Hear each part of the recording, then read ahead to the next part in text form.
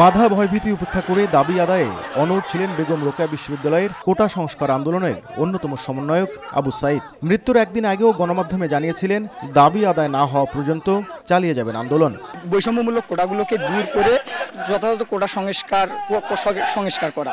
মঙ্গলবার পার্ক মোড়ে বেগম রোকেয়া বিশ্ববিদ্যালয় ছাড়াও অন্তত 10টি শিক্ষা প্রতিষ্ঠানের শিক্ষার্থীরা জড়ো হয়ে বিক্ষোভ শুরু করে। পুলিশ বাধা দিলে চলে ধাওয়া পাল্টা ধাওয়া, ছত্রভঙ্গ করতে ছোড়া হয় টিয়ার সেল ও রাবার বুলেট। এ সময় আবু সাইদ বুক পেতে এর প্রতিবাদ জানায়, কিন্তু হঠাৎই পুলিশের বুলেটের আঘাতে মাটিতে লুটিয়ে পড়েন তিনি।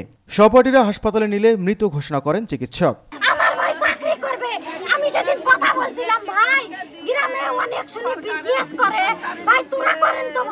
জানাজা শেষে দাফন করা হয় সাইদের মরদেহ।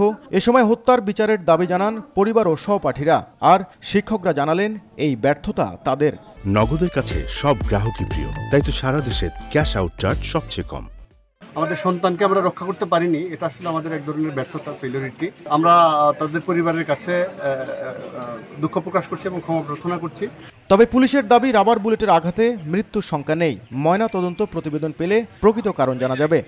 পুলিশ যে গুলি ছুড়েছে তাতে মারা যাবে না, এটা স্কিন পর্যন্ত এর রেঞ্জ, স্কিনের ভিতরে যাবে, এর বাইরে ভিতরে যাবে না, সে যেতেই পারবে না। গুলি না, এটা রাবার বুলেট।